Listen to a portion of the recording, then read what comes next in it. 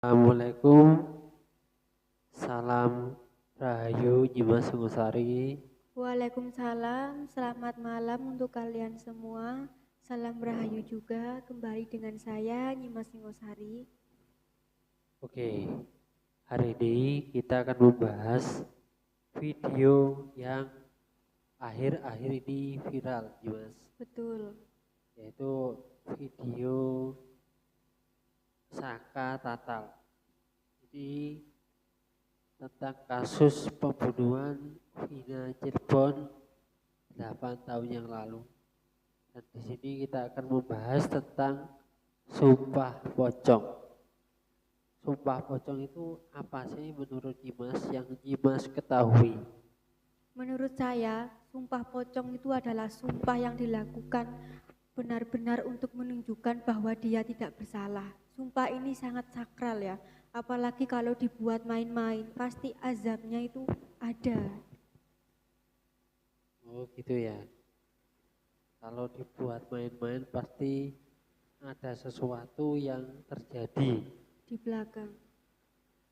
Contohnya seperti apa itu? Mungkin yang Nyimas pernah ketahui. Kalau untuk azabnya yang pernah saya ketahui, bisa itu kerejekiannya menurun. Bahkan nyawa keluarganya atau anaknya pun orang tuanya itu bisa diambil. Oh gitu. Bahkan nyawanya sendiri ya bisa. Bahkan nyawanya sendiri bisa terancam. Oke. Sekarang kita akan membahas tentang sumpah pocong yang dilakukan Saka Tatal. Menurut Nyimas, melihat sosok Saka Tatal itu seperti apa, Nyimas? Saya melihat sosok Saka Tatal ini, dia sangat bangga pada dirinya sendiri. Karena dia merasa bisa membuktikan bahwa dia itu tidak bersalah. Nyimas Sungosari, ini saya mau bertanya, ketika prosesi sumpah pocong, dalam pandangan batin Anda seperti apa, Nyimas? Dari yang saya rasakan ketika Saka Tatal itu melakukan sumpah pocong ya, saya melihat banyak sosok makhluk ya, putih-putih di situ. Dia tidak terlalu jelas ya kalau dilihat, cuma dia memancarkan cahaya di situ. Dan salah satu sosok tersebut memberikan aura yang positif sekali dan energi kepada Saka Tatal, sehingga Saka Tatal ini merasa tenang dan berani ya. Bahkan dia tidak merasa takut. Oke, sosok putih-putih itu seperti apa? Bisa dijelaskan sedikit detail seperti apa sosoknya? Dari yang saya lihat, sosoknya itu seperti orang laki-laki ya yang berjubah putih banyak sekali. Dia memakai sorban dan dia bercahaya, wajahnya bersinar. Oh, berarti wajahnya itu nggak terlihat ya? Betul, tidak terlalu jelas. Oke, di situ kan ada yang menjelaskan waktu sumpah pocong itu ada energi sesuatu yang masuk ke dalam dan terasa sejuk. Itu apa nih Mas kalau boleh tahu? Yang Secara saya lihat ya, secara pandangan batin Samian. yang saya lihat leluhurnya Saka ini juga membantu ya, menyupport ya dari belakang dan mengirimkan sebuah energi yang bagus untuk mendukung Saka Tatal. Sehingga Saka Tatal berani mengungkapkan fakta bahwa dia tidak bersalah.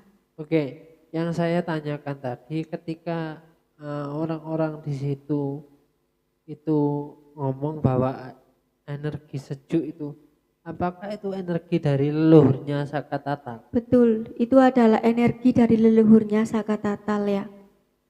Jadi energi yang memang untuk agar Saka Tatal ini berani gitu aja. Berani mengungkapkan fakta bahwa dia tidak bersalah. Oke. Seusai proses ritual sumpah pocong. Itu yang Nyimas rasakan dari sosok Saka Tatal. Itu yang dirasakan itu bagaimana? Apakah dia lebih tenang atau bagaimana?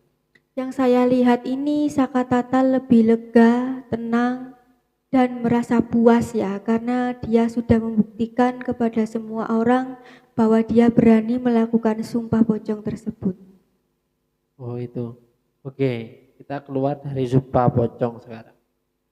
Kalau dari Nyimas, kan banyak nih paranormal yang membantu Saka Tatal.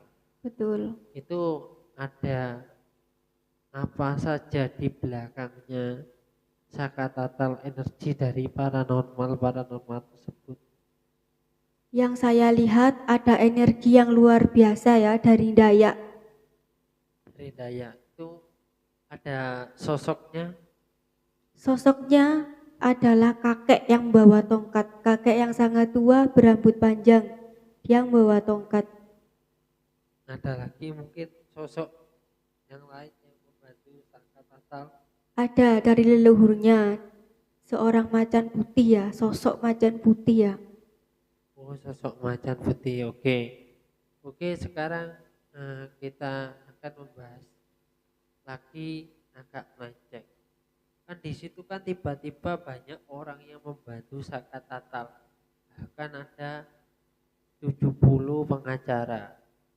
Menurut Nyimas, itu ada keterlibatan dari sosok-sosok gaib ini tadi atau bagaimana menurut pandangan spiritual Nyimas?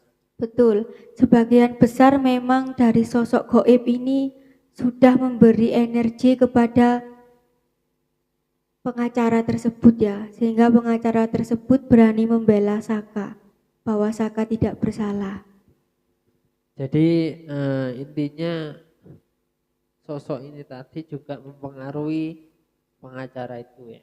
Mempengaruhi. Oke, kita akan ke pertanyaan selanjutnya habis ini. Oke, Nyimas, pertanyaan berikutnya.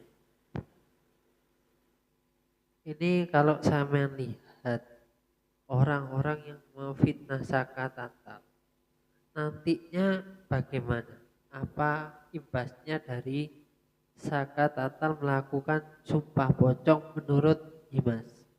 Kalau menurut saya, imbasnya bagi orang-orang yang memfitnah Saka Tatal itu yang pertama keluarganya atau dianya bisa mati. Untuk yang kedua hidupnya itu bisa sengsara, keluarganya juga hidup sengsara ya. Untuk yang ketiga biasanya keturunannya itu juga akan hidup sengsara juga. Dan dia akan dibayang-bayangi sama sosok makhluk halus dan hidupnya merasa ketakutan ya. Biasanya sampai seumur hidup rasa ketakutan itu yang ia alami. Oke, Nyimas. Berarti orang-orang itu akan ketakutan dan semuanya akan terimbas ya. Betul, mereka akan ketakutan. Padahal itu memang membela orang yang gak benar. Menfitnah. Fitnah ya. Oke.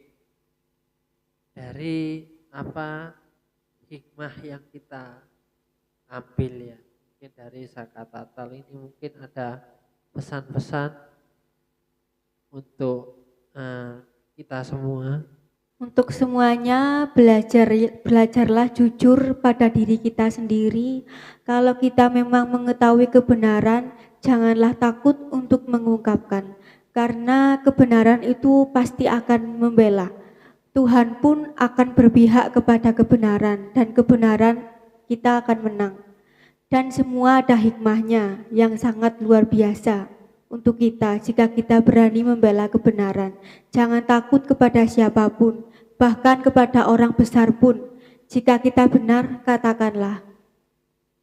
Oke, mungkin untuk pembahasan kali ini sungguh menegangkan dan saya sadari memang ketika kita terawang itu banyak gangguan dan banyak kekeliruan dalam video ini. Ini pertama kali bikin video tapi banyak gangguan ya, Mas ya. Betul. Oke, kita akhiri. Assalamualaikum warahmatullahi wabarakatuh. Waalaikumsalam, salam rahayu. Rahayu juga. Oke, kita lanjut di video yang akan datang. Terima kasih.